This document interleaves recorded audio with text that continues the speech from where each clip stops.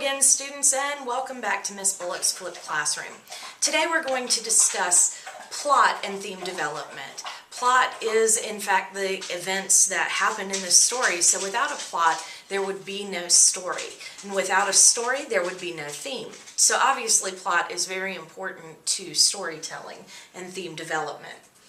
So I know that you've been studying and working with plot since you basically started reading. So again, when we think of plot, we think of the events in the story. And something that you've probably seen several times in your education with plot has been this little mountain and the different parts of plot. That's the exposition, which is when we meet the characters and we find out what the conflict in the story is. The rising action, which is all of the action which leads to the climax, which is the most interesting part of the story, the highest point of interest. And then the falling action is any action that happens after the climax, and then the resolution, in which the story kind of ends up being tied up. So then there's also conflict.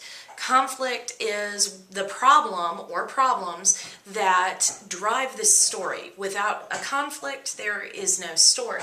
So, and please remember that there are two types of conflict. There's internal conflict and external conflict.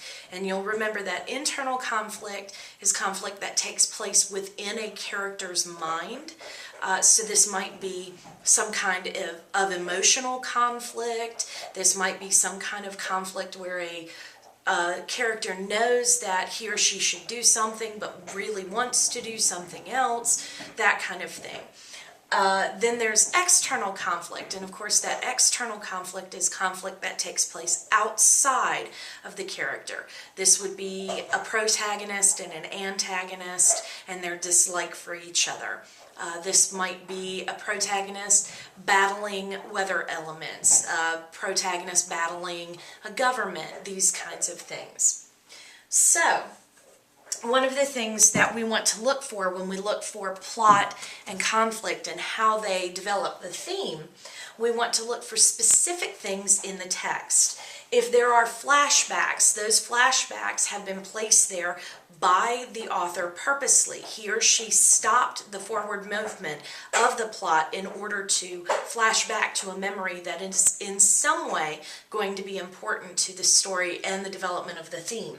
We want to look for any new character introductions. Again, authors don't just throw new characters in.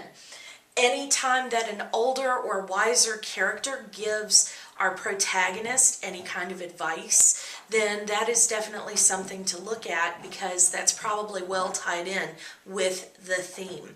In fact, that character may be explicitly stating the theme, or at least a portion of the theme at that point. Also, when a character contradicts him or herself, there's something there that we really need to look at. The author's got them doing that for a reason. If a character has an epiphany, that kind of moment, oh my gosh, I realized something, that is definitely, again, something that we need to look at, because the author is purposely having them have a life realization.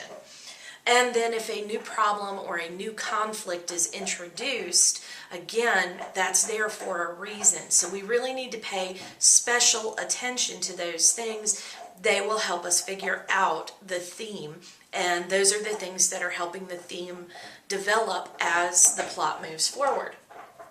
So, in conclusion, something for us to really think about when we're reading and we're trying to figure out how the plot is developing the theme is, what is the author trying to explain about life through using these particular events, these plot points, and the conflicts that the characters are encountering.